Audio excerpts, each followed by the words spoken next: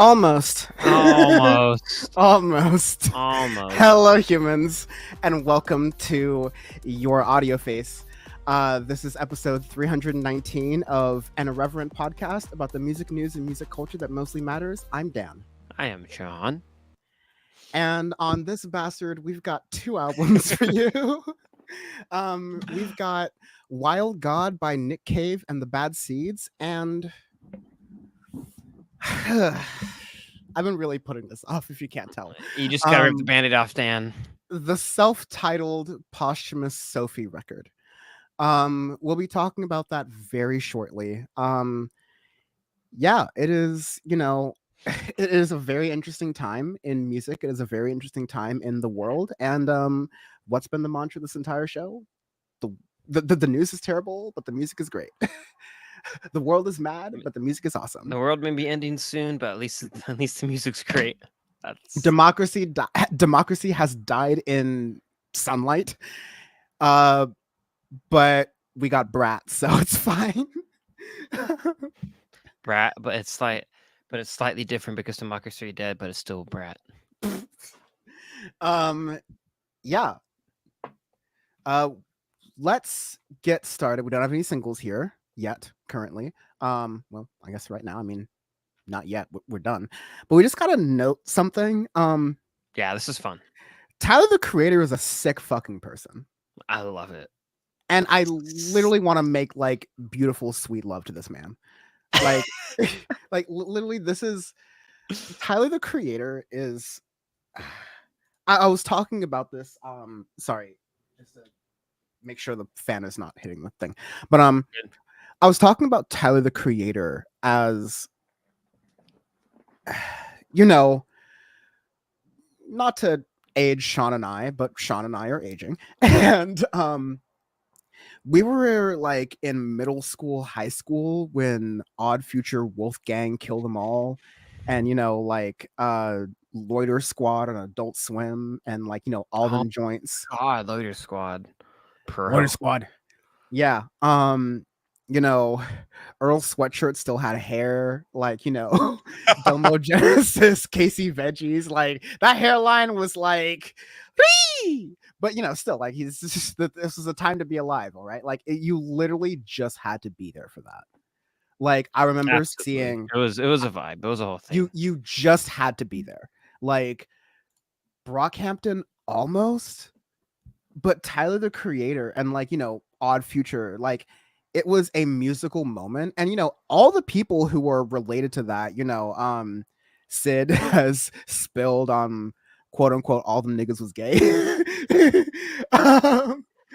And Sid be out there outing folks. Noted queer icon Sid. Oh, absolutely.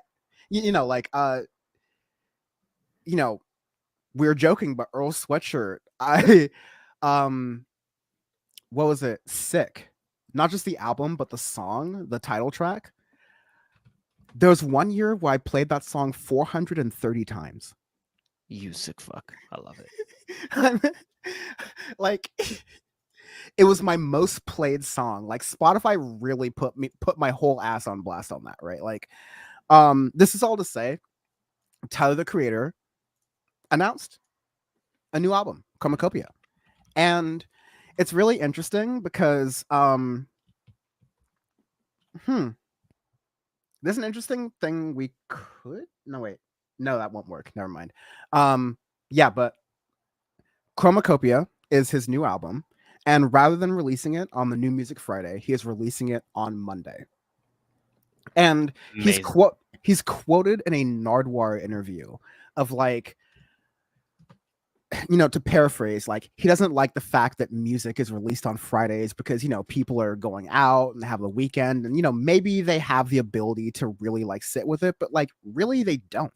And so he said that he was saying that like one of my he was really hoping, maybe he was saying like his next album, but like he was really hoping to release a record on a Monday, because he said, because you'll have to sit with it the whole week, you'll have to marinate on it. You'll have to experience it. Love that so much. So Sean basically, and he was I, Sean saying, and I are rock hard, like cock in hand, like oh, just like it's just yes.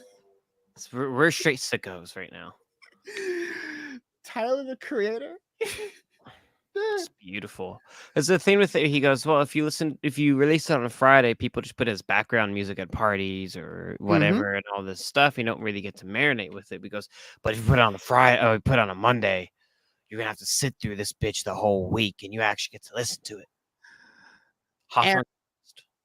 and it's called chromacopia. There's a lot of motifs with black and white and sepia tones, and then Tyler the Creator coming in with the drop in the right moment because he is the creator, and then snapping, and then all of the color comes in like chromacopia.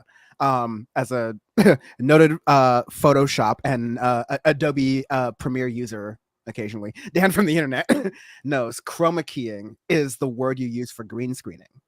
Chroma key effect in Photoshop, or that's how the professionals in the biz call it. Like, it's not green screening, it's chroma keying. So we've done this in the past. I mean, with the video thumbnails, we've done this where like Sean and I have stood in a background and I just like chroma key the background color, and whatever is not that color gets selected, and then I can put Sean and I wherever I want to at any given time, right? Like in the thumbnails and stuff, right?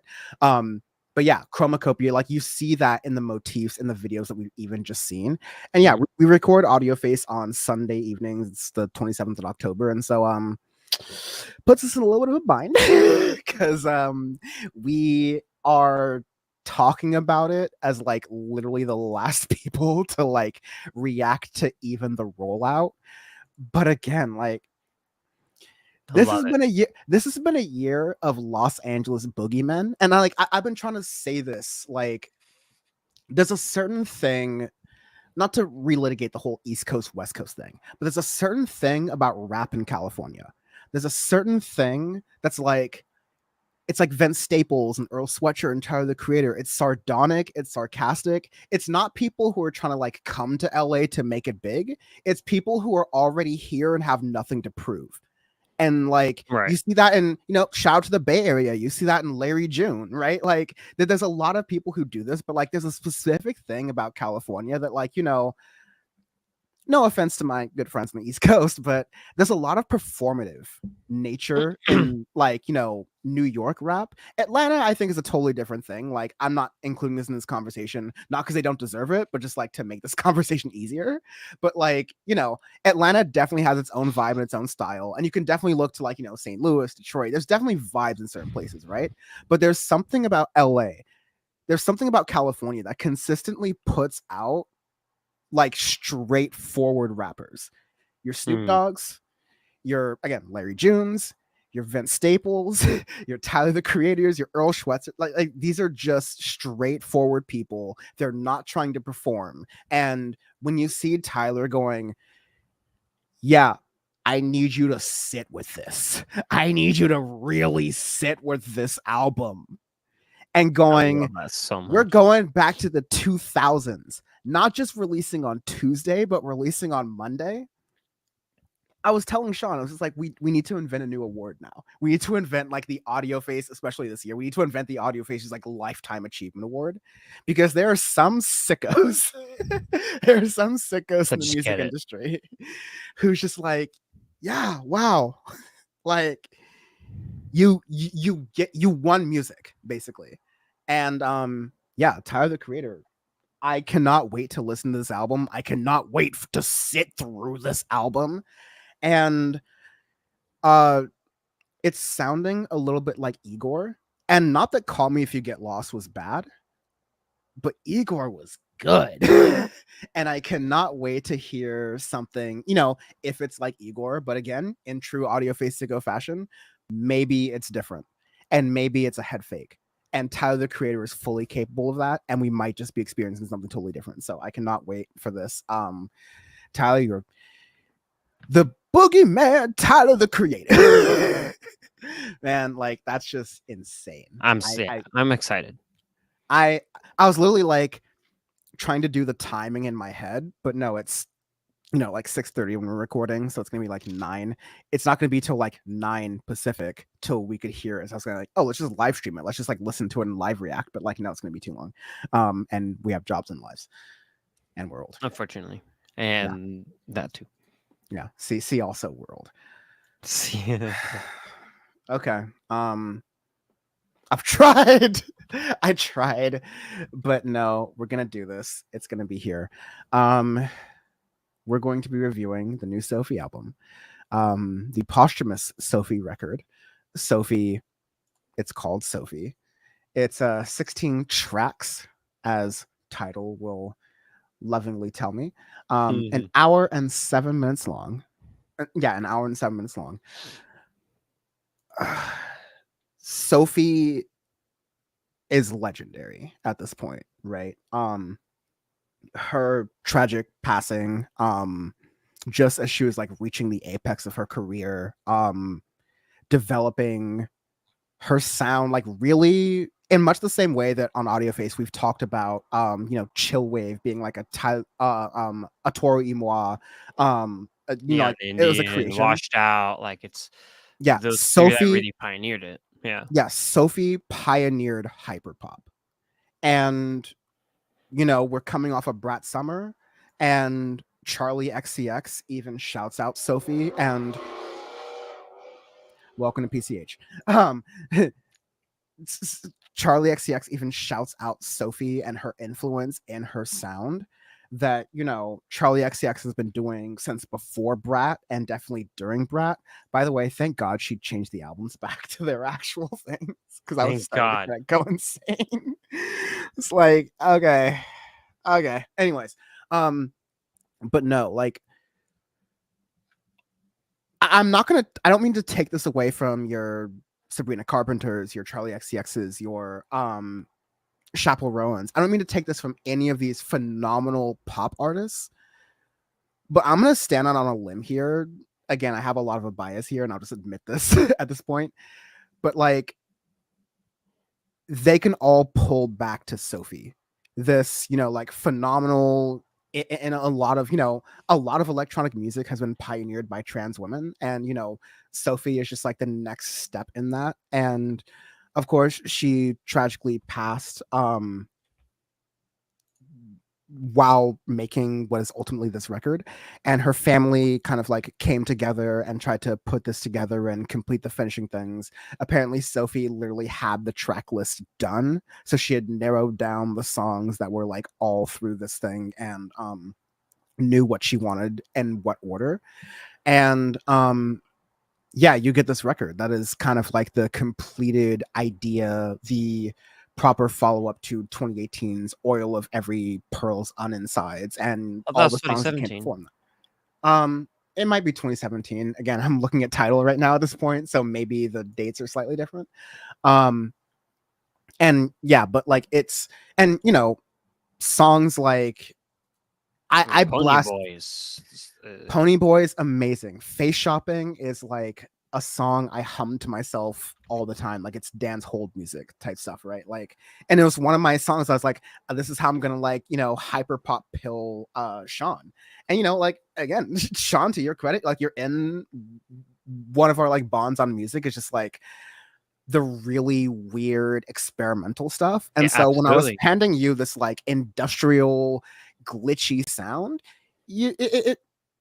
I mean, correct me if I'm like characterizing this wrong. I don't mean to like do this in a bad way, but like I feel like you had to grow on it a little bit, because it like didn't immediately like click with you. It wasn't like your thing. Yeah. But eventually you saw it.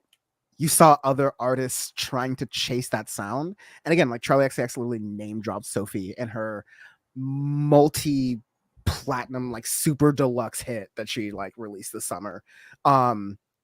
Spring, right. Summer, if you're in Australia, it's totally irrelevant. And that is to say that this album came out in September. It's October. This came out a full month from now. And you usually try to do albums like really soon, but we've had this whole thing about posthumous albums and posthumous releases, about how they seem to be devoid of the artist, and they seem to be like a little bit separate from what they were going for. And I just can't tell with this record, right? Like it feels a little bit poppy. It feels a little bit too clean for a Sophie record, but Yeah. also like I don't know, maybe there's a total chance that Sophie was going in a more pop direction at the same time that all of the pop girlies were going in a more experimental Sophie direction.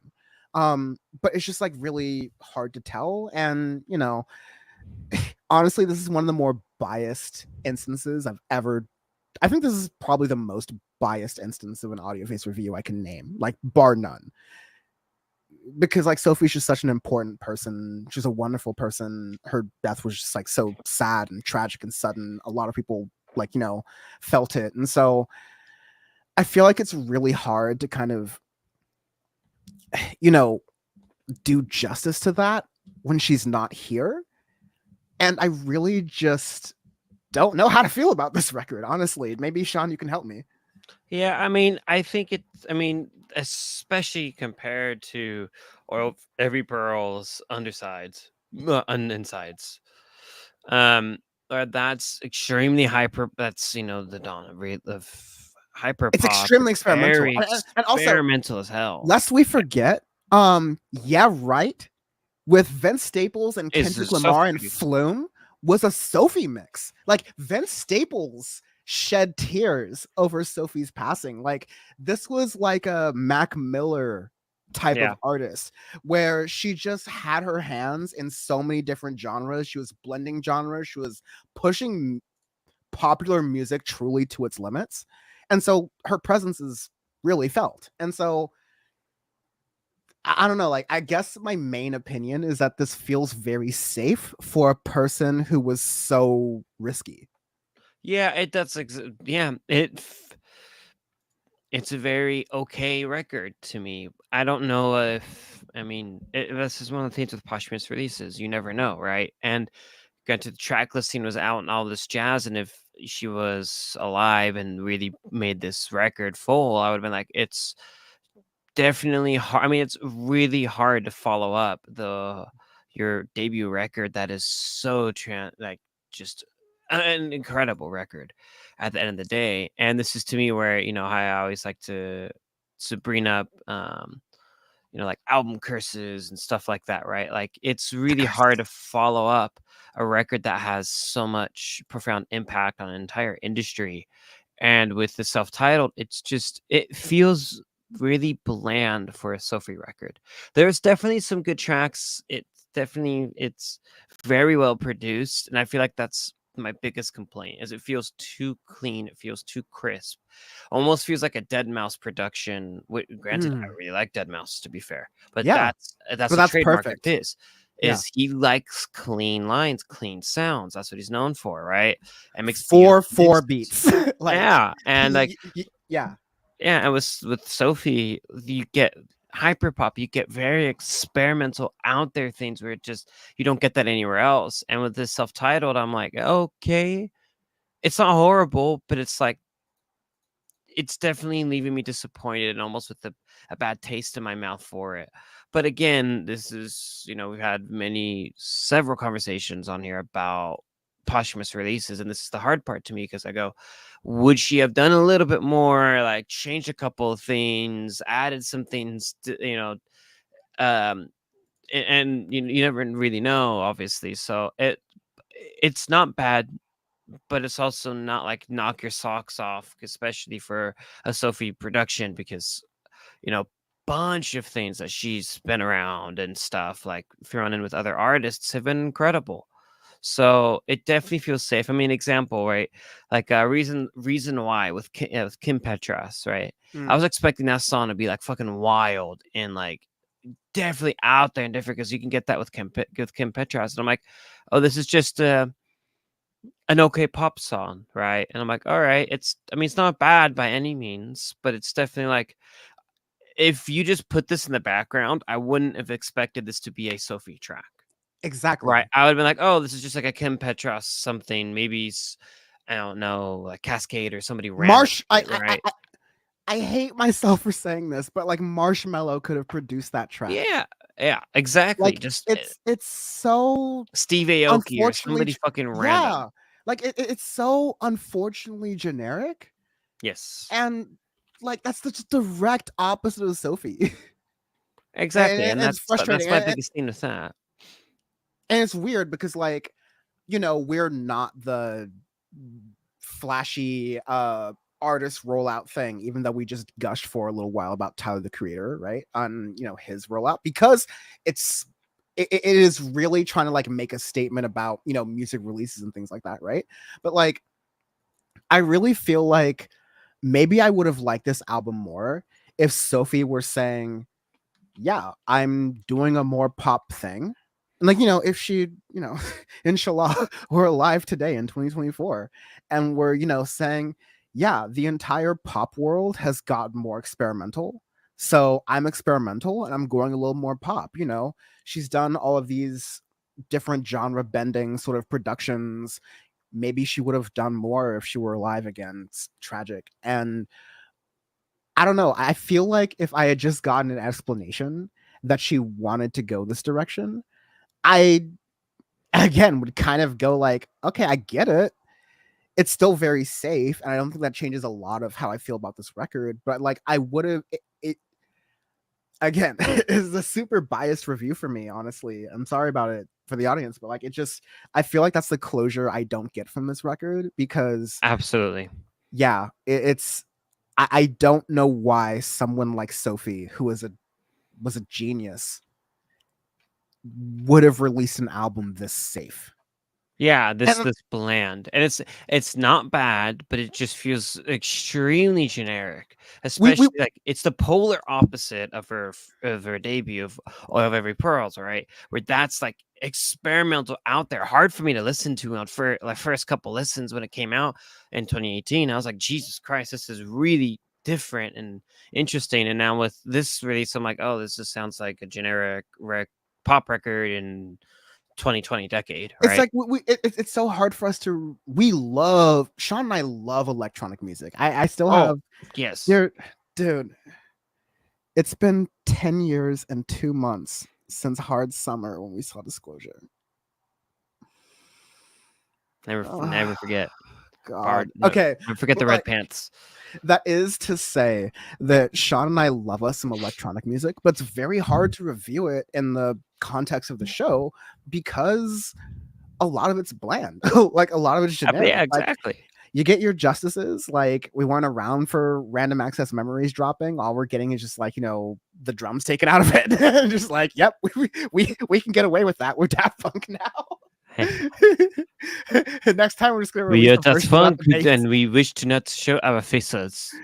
We're just gonna release a version without the bass next, and then we're gonna release a version without the guitars next. I'm Like, so down. it's so good, and we're gonna lap that shit up like So down. thirsty dogs in the desert. All right, like, absolutely.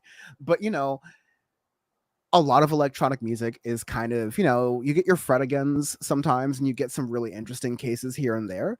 Mhm. But a lot of it is just really bland. It's like Yeah. build up, drop. And thankfully, this isn't that. I will say that. Again, like, it's above average, but Sophie's way above Way above average. average. Sophie's like you can hear it and you're like, "Oh, wait, did she make this? Because this is not."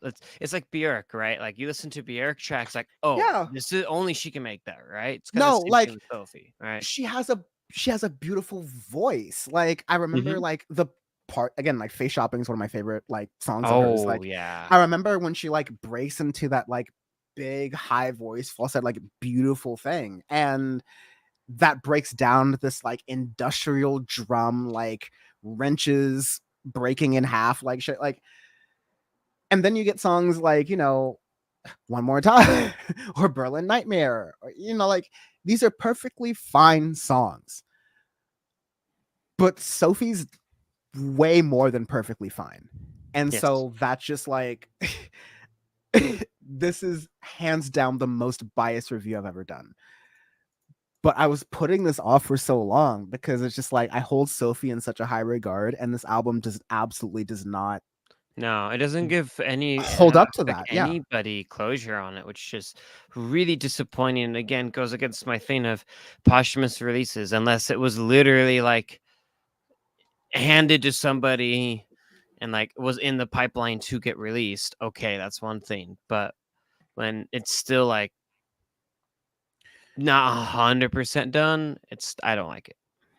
And like I've been really cynical and mean about a lot of these other sort of like posthumous releases about like them. Oh, the family's just trying to like rush and get Yeah, some money. Like we had a this isn't like SoundCloud era thing. I don't feel that at all. And it's not. again, That's not like that. This one's not at all.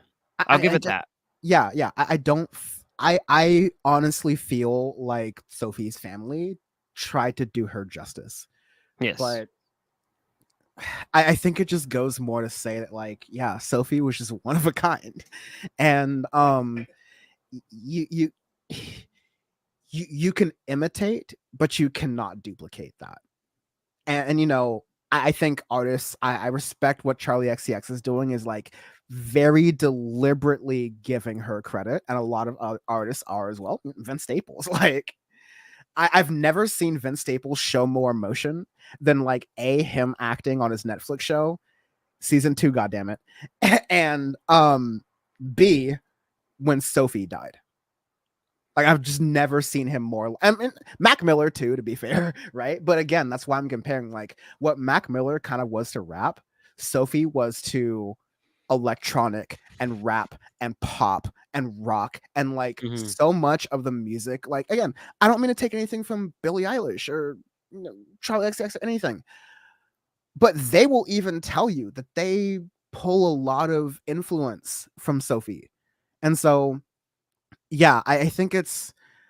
I also, and this is my last point on this, I also don't know exactly how I would have felt. Like maybe I would have been happier if like I got a more experimental album.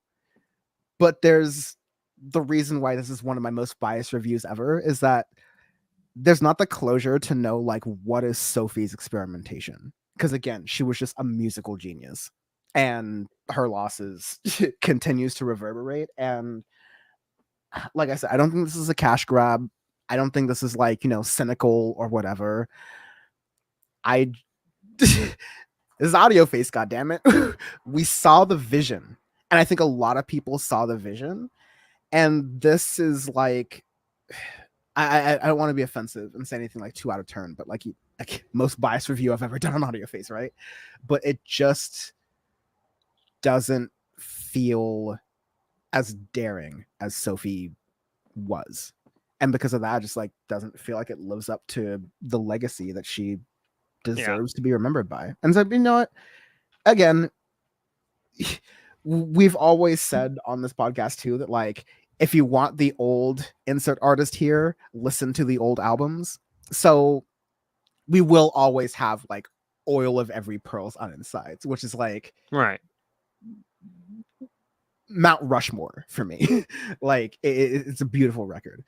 But yeah, this is just means Just means literally just means arbitrary scale. Oh shit. I got you. Arbitrary scale. Oh no. I have a perfect one. Honestly, Right. I have a perfect one. Arbitrary scale. We do arbitrary scales every week on How Your Face because our review is our review rather than doing a ranking system or a numbering system because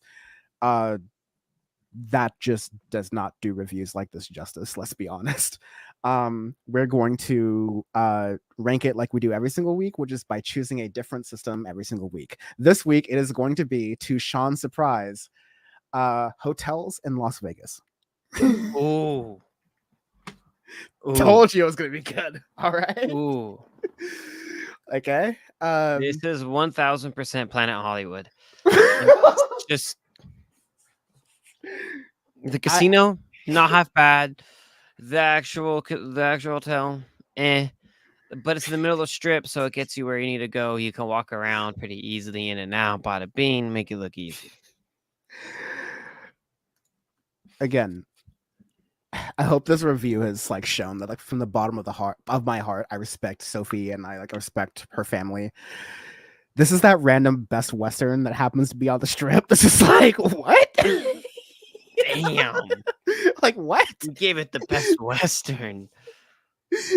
They're not even, it's not even near Las Vegas Boulevard, bro. Come on now. Listen, neither is Trump Casino, but Best Western is closer. This is Best true. Western is This is still on the strip. Just like the CVS's, the like overpriced like $10 yerba mates. Like, dude, that sticker shock though. I told you, right?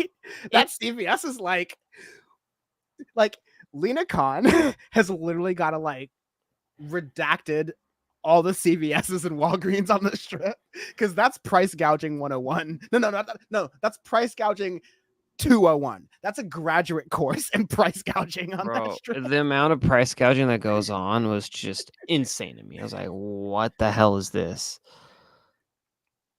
I hope you at least Unbelievable. got one of those like nice freezy beverages.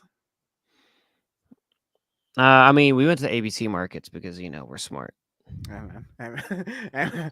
um one of my favorite things about driving into Vegas, I know you flew, not to dox you, but like, you flew into Vegas I like fly, so on a Boeing hey. Max on the window seat. No, not on the window seat, brother. On the emergency exit aisle seat where my feet are next to the door because your boy likes to play Russian roulette for free leg room, baby. Because I know if that door opens, I don't have to fly anymore. I'm retired. Like that's it. I'm done. I don't even have to fly for United Airlines at that point. Like I'm Hello, done. That's it. darkness, my old It's friend. like if I don't get sucked out, it's like lawsuits up the ass where I'm just like, where do I want to live? Yeah. I was literally about to say, like, you're gonna be like Lucky from King of the Hill, who just like sued the shit out of Walmart and just like is coasting off of that for the rest of his life. Dude, I don't need. I'm just like, hey, oh, what did you end up doing? Nothing. What do you mean nothing? Like, where do you live? Oh, just here in my like $8 million house. How'd you afford that? See, there's this door, that just happened to blow off in front of me. So there's a small conglomerate in Richmond, Washington State.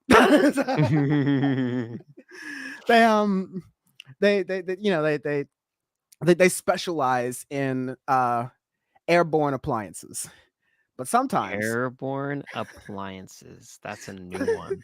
but That's a new one. sometimes they go airborne in the way you don't want them to. And so that's Christopher Columbus was a hero. End of story. Anyways. Oh, Oh. but in Nepali we don't like Columbus. Oh, Oh. That again, I'm just kidding. Anyways, next album review of the day, serving it up the Wendy's way, because I guess they serve Krabby Patties now. oh yeah. This is I'm not gonna eat that shit. Wow, What I'm what not. I cannot. what did Doom say? Even when ribs was touched and never swallow the ham. Anyways, except for that Lucy, which I got we got to make because dear God, Oh, that's burger excellence right there. oh yeah, please. That's like the ultimate. That's like poetry in motion. Anyways, Nick Cave and the Bad Seeds, Wild God. 10 tracks, 44 minutes long. I this is just one of those things where like a lot of people like this, and so I wanted to make sure to like keep this on the review thing. And they've been on the bubble for a minute. I think this album came out in it came out late August. They say in Um, August for sure. yeah, and I keep forgetting, and I can't pinpoint what band this is, but we reviewed a couple of like alternative bands with like frontmen with really overpowering kind of annoying voices, and this is one of them, at least in my opinion. But yeah, you get some really interesting sounds in here, and I'm curious what you think about it. Yeah, I mean, Nick Cave, I've never been like that big a fan of Nick Cave, right? Like I can appreciate him as a musical artist and stuff, but it was never my cup of tea. Kind of what you alluded to in that way, where it's almost like Neil Young type or Billy Corgan and Smashing Pumpkins, like one of those things where you either like it or you don't. But I can Right. appreciate it, right? And if we reviewed something from them a while ago, a few years ago, I just don't remember what it was. But anyways, Holy shit, uh, we did. We definitely talked about Nick Cave for sure on this podcast. We're so old, man. 100%. We're Yeah, so old. we really are, and We're just gonna it's be we're gonna be so bad in the senior home. We're just gonna be like yelling about like little baby. Or little like baby versus little PJ baby, Harvey. duh baby. That's too many. It's too many Tuesday, baby. Their name. It's gonna be like, okay, grandpa, time for bed. Anyways, Literally, that's gonna I, be us. I guess we did review Nick Cave or like talk about them, him, it a while A ago. conglomerate. And again, Nick Cave and I've never Associates. Nick Cave. That's literally his band, pretty much.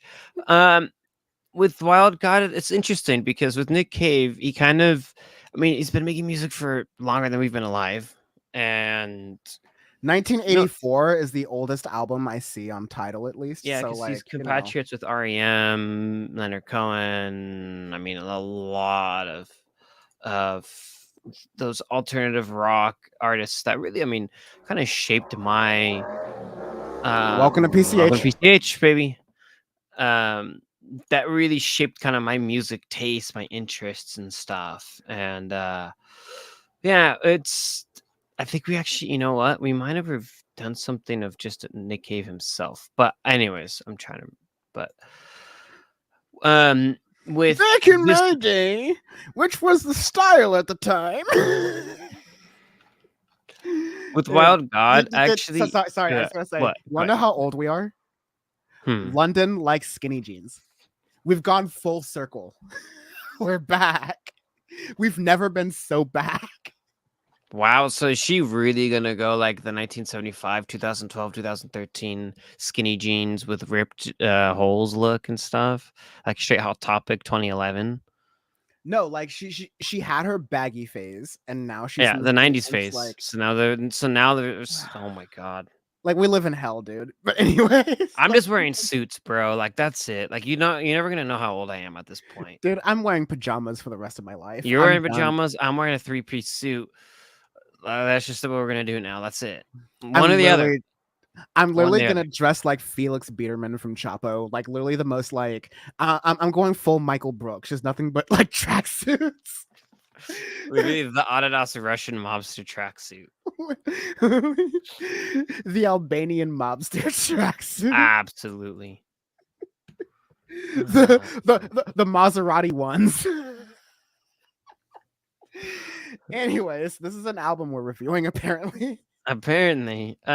So I actually ended up quite enjoying this record. I was expecting, like, when I got into it, or like when I sat down with it a few weeks ago, I think maybe actually not a few weeks ago, I think maybe a month and a half ago at this point, I was on a flight or cross country with one of my students. I'm like, I'm just gonna listen to this. I'm like, it was one of those days where it's like, Which for the audience, cross country just means like he's flying more than like 200 miles.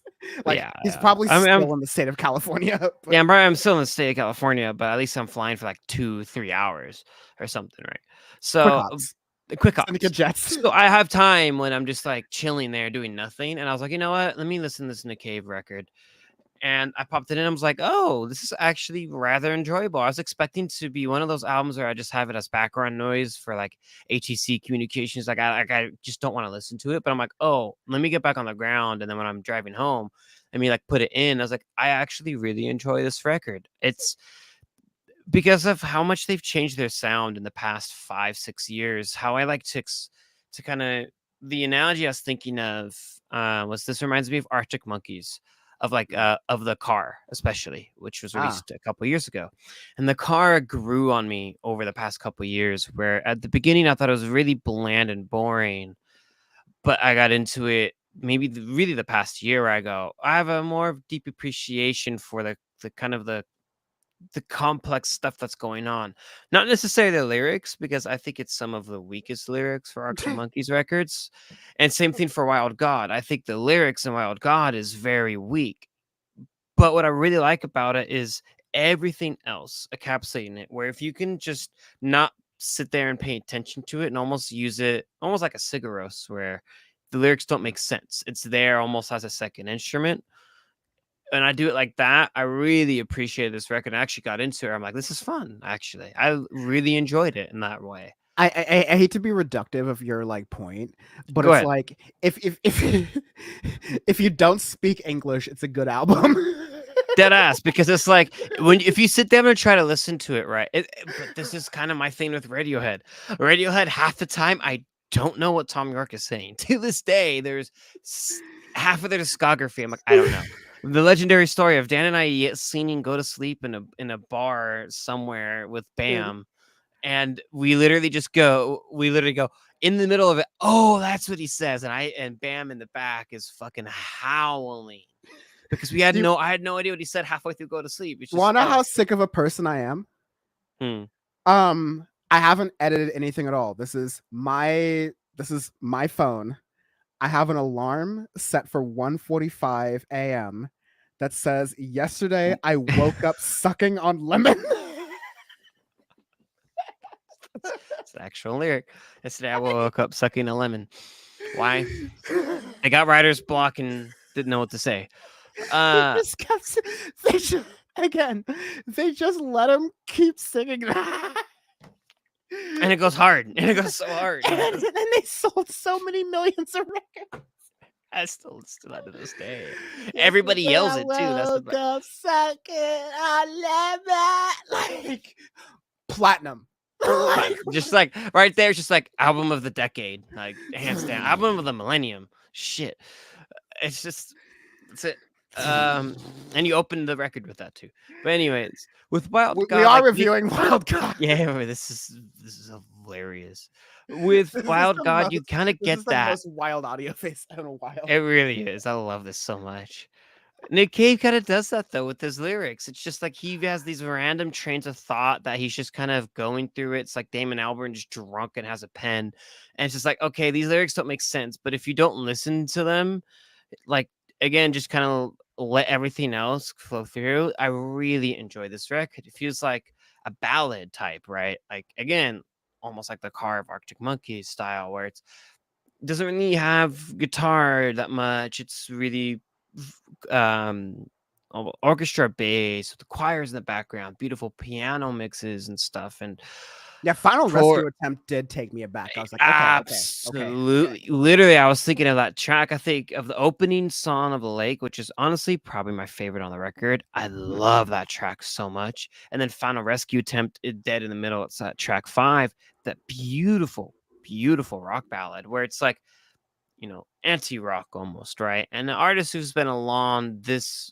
has been along around this long can get away with it and make it cohesive, but make it enjoyable instead of just like blabbing on all the time. And I actually went on different forums and stuff of Nick Cave and the Bad Seeds fans because I was interested to see what they said. And some Sicko. liked it, some didn't because I'm sickos. And there are several people that said it took several listens, but they enjoyed it after a while. And others just didn't like the rambling on, which I'm like, I completely understand that. So if you look past it, it's actually a fantastic record. But it's definitely not going to be for everybody. That I will admit. Yeah, I think it definitely has that.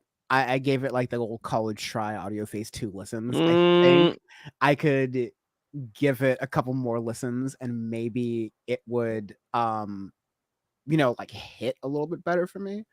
But it's definitely like, it's an acquired taste. Just like Nick Cave and that kind of voice is definitely an acquired taste. absolutely. Welcome to PCH. Dude, PCH is bumping it. Hey. Dude, you would think it's the summer, honestly, but this is like dead ass almost November, and it's kind of funny. But yeah, I think this could be an acquired taste for someone. There's some good tracks on here, but God, this man's voice. Also, don't you love that every single day we're one day closer to the horrors dropping? Oh, Jesus. I'm gonna have to run that joint after this podcast, actually. Dude, that there one single goes so I'm gonna pop that up now, sir. Just oh my gosh, I can't wait. What single? The Silence That Remains. Oh God. Mm, Just mm. it's on repeat until March. Just, if they release anything else, I'm gonna slip my wrist because I'm just gonna stare at it while I still listen to The Science That Remains on repeat. Oh my God. Yeah, if you ever want to hear poetry in motion, the peak of music, the best it can possibly get in your ears, just play the 2017 album V by the Play Horrors. 5 by the Horrors. Just sit back, get a Just glass of run that. sherry, and just peak. Arbitrary scale, we do arbitrary scales and reviews on audio phase because our review is our review rather than doing a ranking system or a numbering system. We give you a scale that we change every single week. I can still host, goddammit. This week it is hotels in Las Vegas. And I don't think I can get more devastating than the Best Western on the Strip. So for me, this is going to be the Aria. Like, you got the monorail, it's fine, but it's definitely kind of it's kind of a poser's casino. Say again? Sorry, it broke up for me. Oh, sorry, I was gonna say this is the Aria for me. So you're near the monorail, but it's kind of the posers. You're the walkthrough to get to the Cosmo. Like that's what Yes, that's what you're yes. good for. It's just like You're we're in trying to get between the Cosmo. like we need to get to the Cosmos. So we got to walk through the Aria to get to the Cosmo. Yeah, You're the little brush of air conditioning yeah, on the sidewalk to get to the Cosmo. Absolutely. Again, you've been to Vegas now, which some of my again with the Voldemort X of my life. That was the last time I went to Vegas. That was just a hilarious time all around. I can only imagine. Yeah, I forgot the point of thought, but it was just hilarious. I remember actually we didn't eat for like 3 days because it was like EDC and we were just like running through it. Oh God, I forgot about that. Oh no, We're just running through it. And we decided on the Monday. It was honestly one of the best experiences I've ever had in my life. We slept for 21 hours and went to Buca de Beppo off the strip. Sometimes you gotta do what you gotta do. Hey, man. Hey, man. Did you actually rank this album yet? This is absolutely the Mirage. Wait, hold up. It's still there, but it's currently getting demolished to make way for Hard Rock Las Vegas. Yes, Make that what you go. will. Make that Let's what you will. go. Okay, yeah. I remember what my train of thought was gonna be. Was one. Which hotel was the one where the guy shot from the anyways? 2, now that you've been to Vegas, can you appreciate how much of a cheap ass Donald Trump is to have that gaudy gold shit? Just like it's in Vegas, but like most of Vegas is actually Paradise, Nevada. Yep. Trump actually got property in Las Vegas. It's so away from the strip. Dude, it's so funny to me. We're like, oh, that's where that is? We're like, dude, this is hideous. Like, Jesus. It's hideous and it's far. Like, and it's like pure LaGuardia Trump, honestly. Like, literally, it's so far from everything. It's like you have to Uber anywhere you want to go and get stuck. Like, it's nowhere close. It's like, this is the cheapest billionaire on earth. God, what a fucking cheap shit. Dude, it's so funny. It's like, yeah, we were both like, why is he here? What the hell? The pilots start barrel rolling because the glare from the gaudy ass gold roof just like makes it hard to go into Harry Reid Memorial Airport. By the way, Harry Reid, very easy to get in and out of. I will, all right. Appreciate it. I appreciate a short TSA line. I was very surprised. I literally walked up straight to it. You know what's actually also a really good airport? Louis Armstrong in New Orleans. Oh, really? Because it's a massive airport and no one uses it. It's not my experience in Orlando when I was like, I walked in there and I'm like, oh dear God, that airport's ridiculous. Or the worst, absolute worst is Chicago O'Hare. O'Hare is flying into it as a passenger as well. Just absolute pandemonium. At the risk of continuing to make this the audio face and irreverent podcast about coach flights that we've taken recently.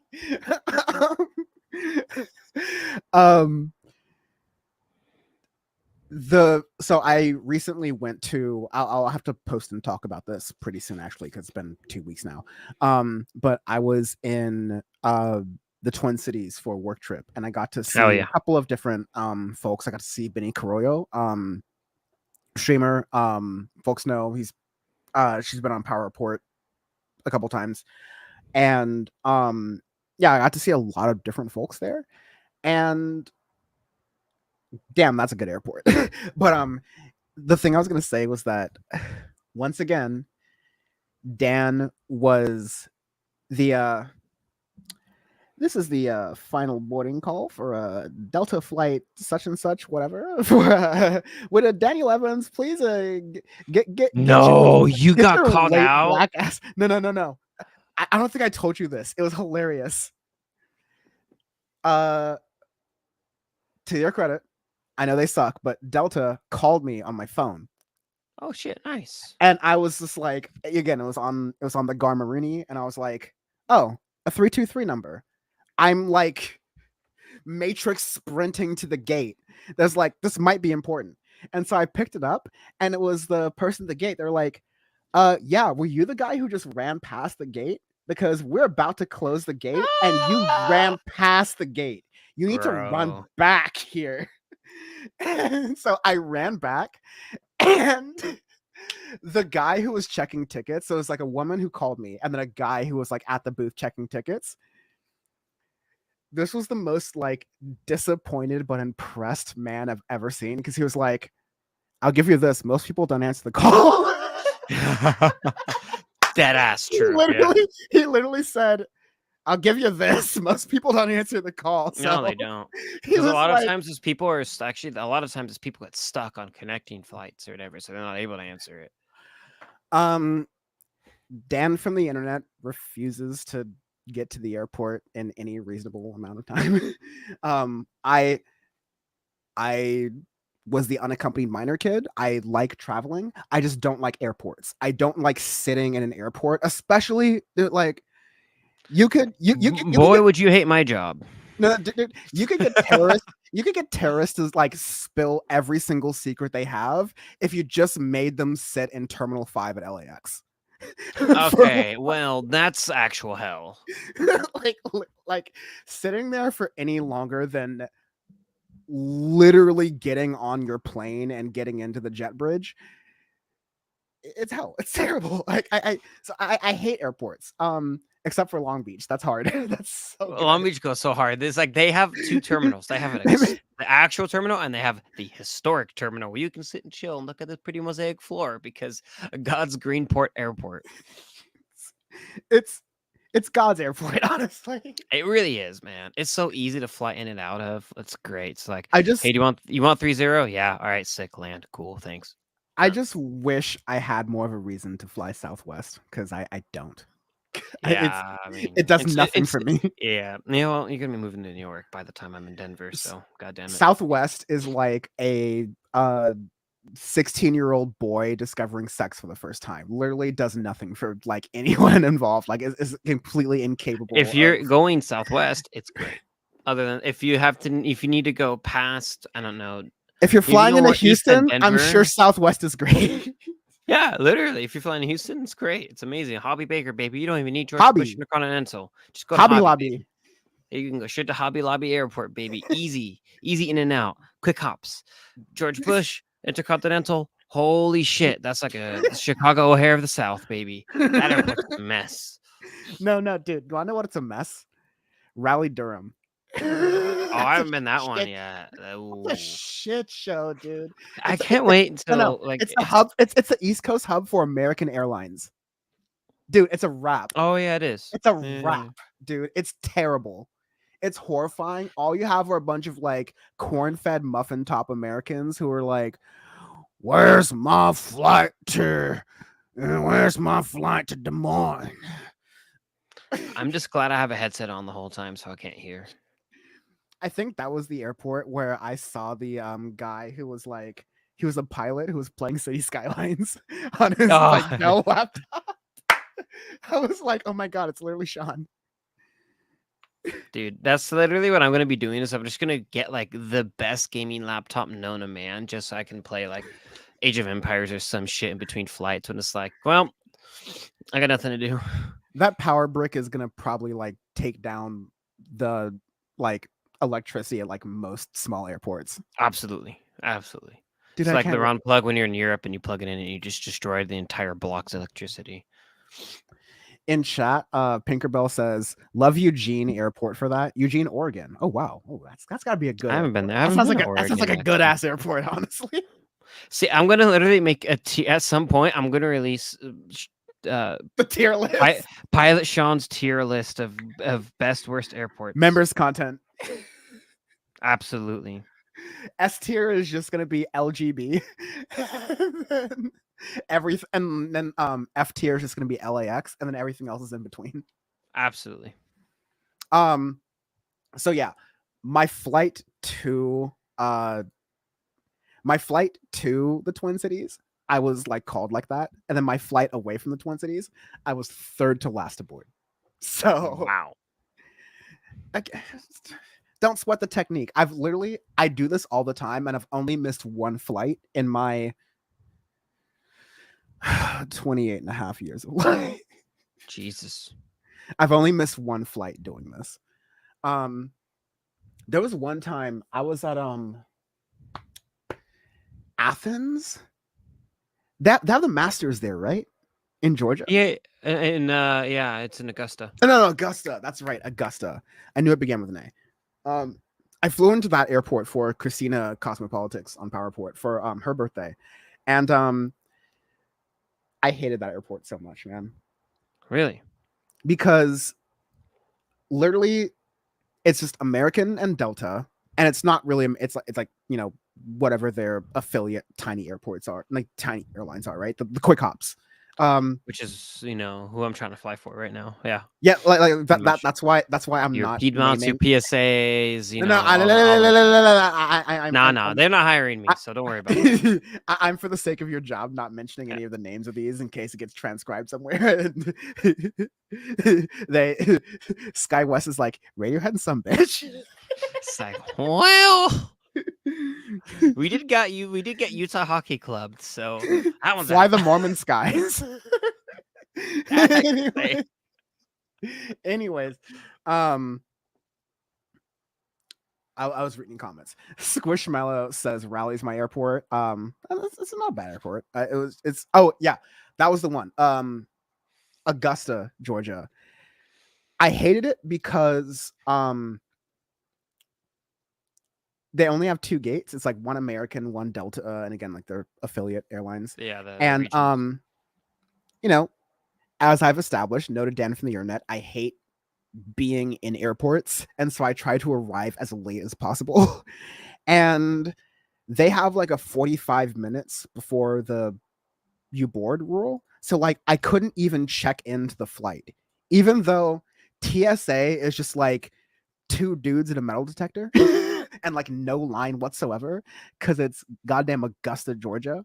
And like there's more metal statues of golfers than there are people in that airport. It's a really nice airport, don't get me wrong. But like there's literally just more metal statues of golfers than there are people trying to take flights there. There's literally more people who work at that airport than people flying out of the airport, man. But no, they just had like a hard rule where they were like, oh yeah, sorry, you need to check in 45 minutes before the plane leaves, and it's 43 minutes. So you're shit out of luck. I'm like, the plane's at the gate. There's like -3 dudes in the line for TSA. Like, what are we doing here? But yeah, they put me on a different flight, and it was all good. And that's Hmm. how I ended up getting routed to Raleigh, and it sucked. Hmm. Yeah. Um, Interesting. but yeah, that's good. Definitely, yeah. LAX is easily the worst airport. LaGuardia is actually LAX is pretty good. bad. Den, Den, Den, LaGuardia's Den, gotten good now. Denver is bad your first time because all the trams don't make sense until you've played City Skylines Dan Edition, and then all the trams make sense, and then you can navigate that airport. The first You're time you get like, in there, by the way, I love it because they have these Illy espresso machines, like vending machines, literally throughout the entire airport. Like every time you blink, it's like you want a cappuccino, you want a cappuccino, and I'm like, I'm in the, heaven. the way the Ilia like coffee machine like logo was stamped into my brain when you said that was really hard. It's Um, literally the entire airport is filled with it. So anytime I go to Denver proper is amazing. I love that just for that. And then I always go, I'm like, oh yeah, here, let me teach you the subways real quick. So Squishmallow agrees. It took a while to get used well, to Denver. yeah, yeah. We also got some shout outs from Anticorpus saying Medford Airport is good too. I know where I don't know Medford Medford. is. Medford Airport? I don't know Medford. Oh, that's What? Oregon, I think. Oh yeah. Again, I've never been to Oregon actually. A few states I haven't been to. Yeah. Colorado Springs Airport is like Long Beach, but less. So you literally just walk in, walk out. It's amazing. God I can bless. literally name the worst airport in the world. No con. Actually, it's a tie. Actually, between Atlanta and Manchester. I see. I haven't been to Atlanta yet. I know I'm going to at some point. Atlanta is. It's the dumbest. Like you need to actually. You know what? Hey Jamie, could you look that up? I need to show you on a map. This is the funniest audio face episode ever because we're still streaming and we shouldn't be. But I need to literally show you on a map Atlanta Airport. I need to be like, whoever Why are all designed the this needs to be gates like shot. just one line? I never noticed that. It's Wait, is so it really just like one fucking line?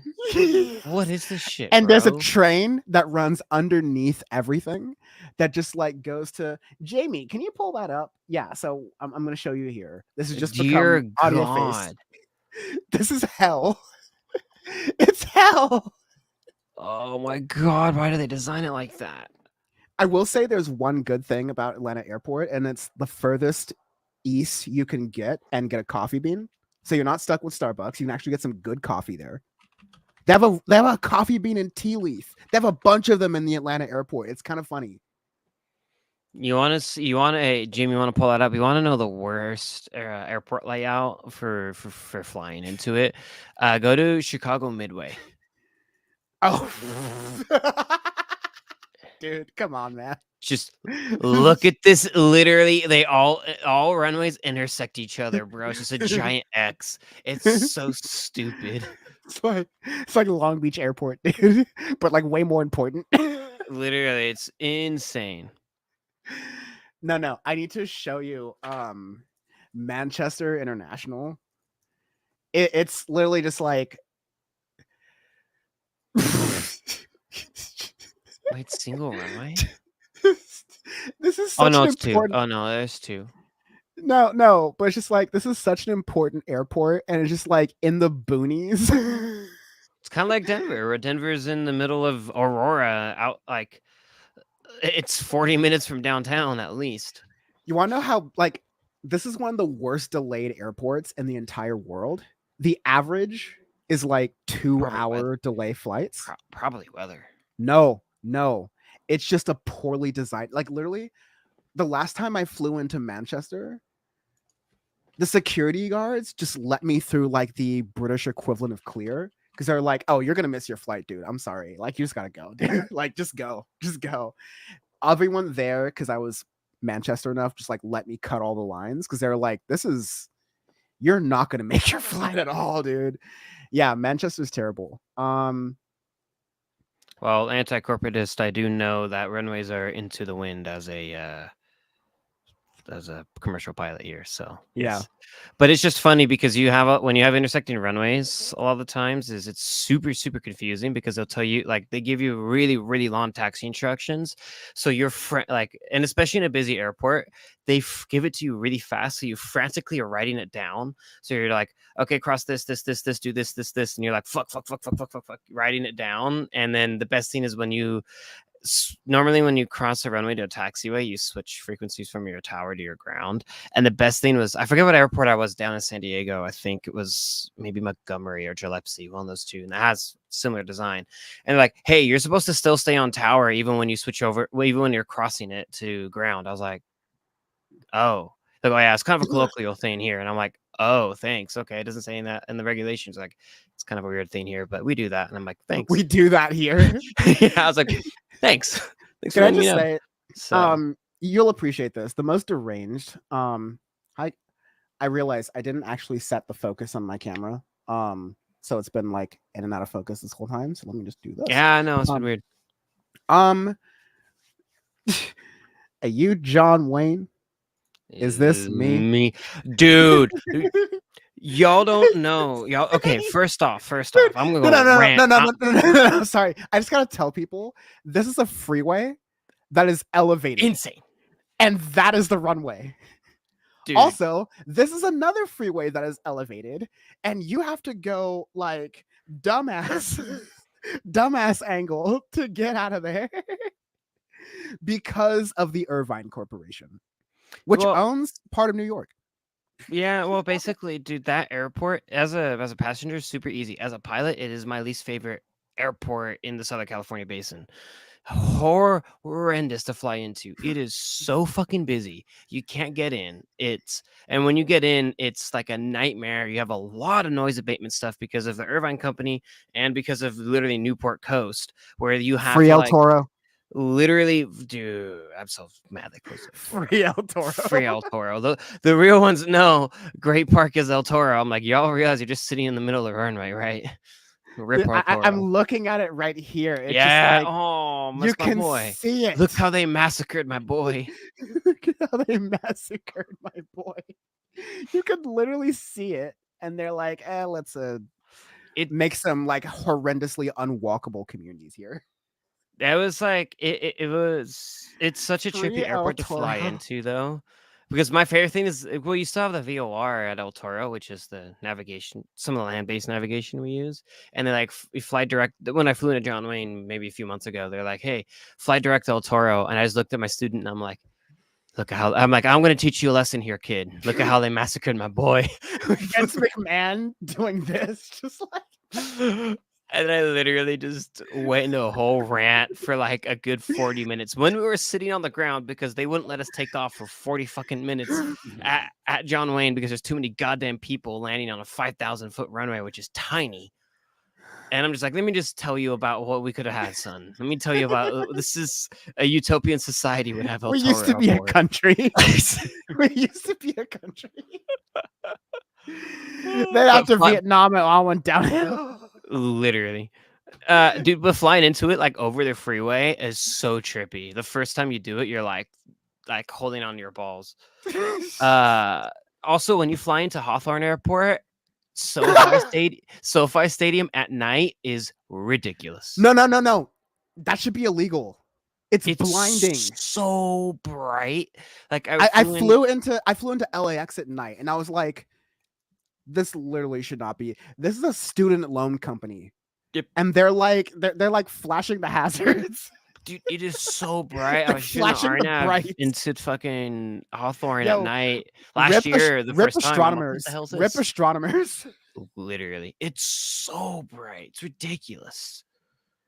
It's insane. Dude, how did we let a bunch of student loan companies buy like a third of Inglewood? Literally. Student loan Dead Man Lake Island. The student no. I got it. Thank you. I'm gonna call it the Student Loan Dome now. It's not the Intuit Student Loan Dome. Let's go. Let's go. It's like just like the Carson Chargers. Dude, I will buy the shit out of an Inglewood's Clippers jersey. Absolutely. Let's do it. That'd be so down. We gotta go. Who is it? Kevin Durant is apparently still in the NBA. Kevin No. Durant. Sorry, I think it was Russell Westbrook, but Oh, Russell Westbrook, Alfa Romeo, Van Nuys. he used to be on the Clippers, basically, right? But Yeah. he was like, "Oh my god, the wall is scary." You know what I'm talking about, right? So for folks who don't know, the Intuit Dome is designed by a crazy person. I mean, again, it's the student loan dome, but also it's the this is the reason why paying your taxes in America sucks, is because of Intuit TurboTax. So Literally. you're literally your tax dollars at work in this little thing. But so by one of the hoops, it's the wall. It's an incredibly Oh steep. shit! It's an incredibly Yeah. steep, incredibly dense grouping where like Steve Ballmer was like, if you wear any opposing team's jersey, you're permanently banned from the stadium. You have to be wearing Clippers attire on this. And like everyone who's playing against the Clippers who has to shoot a free throw is like, this sucks. This, because you're trying to shoot a free throw and you just see like 10,000 Clippers fans who are like, as a Clippers fan, sickos, degenerates, crazy people. They live in the city of the Los Angeles Lakers and they chose to be Clippers fans, all right? But like, you have to stare at 10,000 Clippers fans like vertically screaming at you and like flipping you off every time you have to make a free throw. And all the players are like, this sucks. Dude, that's like Nah. literal. Just like they basically made like football or soccer ultras. They're like, we need to like have flares and like literal stabbings and shit here, which will probably happen because it's Inglewood, to be fair. I mean, But yeah. No. But like, dude, the they're wall is gnarly. I forgot. I totally forgot they did that. no, like they're doing soccer chants. Like they're It's making up. so corny. They're It's they're so funny. drunk. They're drunk and they're making up chants. Like Next time I fly into Hawthorne, I gotta send a video of the student loan center the student loan dome. on the student loan dome next to Dead Man Lake. Also, I will say again, not to glaze Steve Ballmer, but one cool thing that is in the Intuit Dome is a basketball jersey from every single high school in the state of California. So Oh, that's kinda hard. somewhere up there is a Milliken basketball jersey. Yes. The only jersey hanging for Milliken in the entire world. Yes. Oh shit, that's great. Oh Yeah. Lord, No, yeah, the chat is going hilarious, talking about different airports and flying into Dallas, and then talking about Texas. By the way, worst freeway system in the world is Houston, Texas. Oh my god, those freeways! I was like, this doesn't make sense. Everybody's trying to kill you as well. Insane. What? Insane. And that comes from growing up in Southern California with our freeways. I was like, the 405 ain't got shit on the amount of insane pay bridges that are in Houston. Houston is ridiculous. Also, everything is like a million like years away. It's like 3 hours from fucking anything. Is ridiculous. I'm sorry, but it should be illegal for any city in the American South, or honestly any city west of the Mississippi, to have a beltway. Like, Dude, why? it's ridiculous. Why? It's like, dude, it's the traffic, everything. Build a fucking train, dude. And it's all it's all toll roads too. The entire fucking city is filled with them. Dude, it's horrible. Yeah, it's okay. You got Galveston. You got Galveston. That's so rough. That's so rough. What does Charles Barkley say? The big old woman in Galveston, Texas, eating all them churros. The downtown is actually not horrible as I thought it was going to be, but it's definitely like driving there was. This literally should. It's ridiculous. Like, Sean and I have had this conversation where we've just been like, blow up Los Angeles and start over. It's just like such a poorly designed blow up Houston and start over, like dead ass. It's like Houston. They need to just redo the entire city. It's like everything is so far, and then look at this bullshit. Look at this shit. Start over. Just to start over, right? Like you see this monstrosity. Look at that monstrosity. And you know what? We used to have a train that would just go from like Huntington Beach to downtown LA in like an hour. Dude, that would make me horny if we had that And still. and we remade it and it's worse. Now it's like 3 hours because of delays. Like a crackhead is taking a dump on the tracks, and so the trains are delayed for like 5 hours. Oh God. Insane. Anyways, there's we could do a lot worse. Yeah, Denver's not too bad, thankfully. San Francisco at least has BART. Actually, Denver's really, yeah. San Francisco Denver, goes really hard yeah. because like they just electrified Caltrain, and Oh then shit. BART is headed to San Jose now. Oh, So like nice. they finished it. Let me. It took them 60 years. Is it So still like loud yeah, as fuck underneath? And did you still get? Are you still getting your car actually broken into? no, because they have the new trains. They have rest in peace Courtney. But they have the new trains, and these are way Oh. quieter. Yeah, these ones. Ooh. I won't forget when we took that shit underneath to get to San Fran. I was like, God damn, this is loud. I'm like, is it breaking? Am I about to just like get swallowed by water? Like, no, they just do this. Oh, they're gonna with what money? Good question. So yeah, you see like the green and orange. This is BART, and so 9-car train. The actual end of the Berkeley line is now North San Jose Berryessa. Interesting. That's amazing, dude. Like So random. Never in my life. And then Caltrain runs to San Jose downtown. And this is the same corridor that high speed rail is going to use. So you see this entire Sick. empty shit here. This is all high speed rail. And that's why they electrified Caltrain so that high speed rail and Caltrain could run on the same tracks. Smart. But it's going to be slower in here because it's like, you know. But you have to show the people for the people here there. They need to know here. Oh yes. Oh yeah. I was literally you have to know here there. Here there. Dear God, man. This is like again. Everyone will say that Berkeley and California in general is a liberal place. And no. No. No. No. So this as I'm describing right here is the here there sculpture, and it is a gerrymandered ass thing. So the Bay Area Rapid Transit District, which is the governing body of BART, that by the way has its own police force that has the same amount of jurisdiction as the FBI, which is kind of wild. That's insane.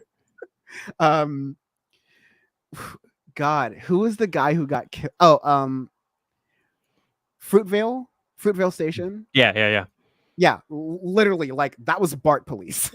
This should not exist. But when BART was getting developed, they Berkeley, the city of Berkeley, the liberal city of Berkeley, was like, we don't want an L train here. Like, we don't want the Chicago elevated train, like just like splitting the city, which is like, you know, fine. It is kind of like garish. It is very weird in the parts of North Oakland where BART does run, because it's just like a very weird thing. But the compromise was that BART spent millions of dollars, today billions of dollars extra, because Berkeley was like, yeah, if you want BART to run through the city, it's gonna have to go underground. And so someone designed a sculpture at the point where BART goes underground. Here, there. And it's literally like, there is Oakland, and that's where you see where, you know, you have a lot of people who are unhoused who use it as like a, you know, a place to stay. And there's BART above. And then here is like, the Berkeley police will shoot you if you're homeless. And yeah, BART, you can even see in this screenshot right here, is that's running Oakland. And it's gonna that's and Oakland. Then it goes straight underground.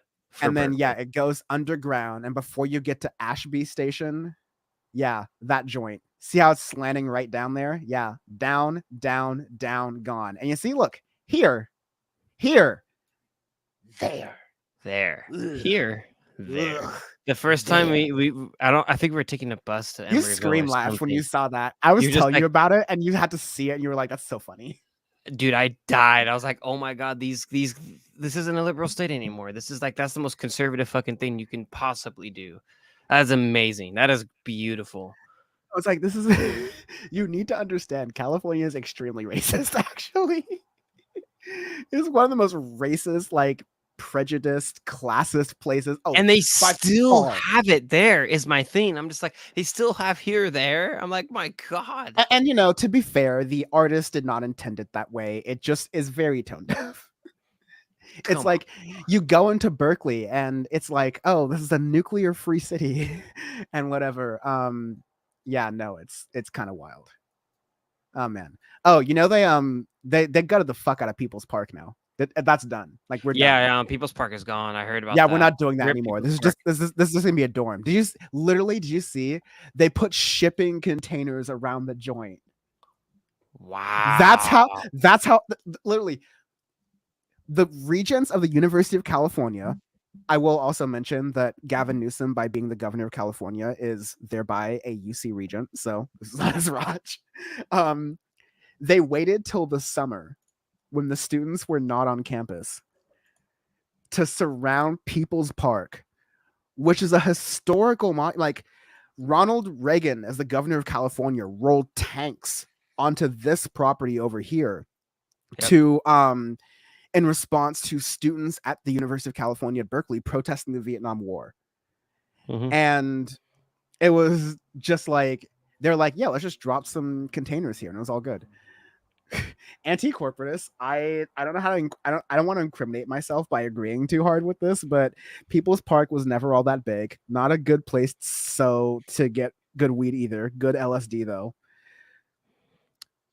Absolutely.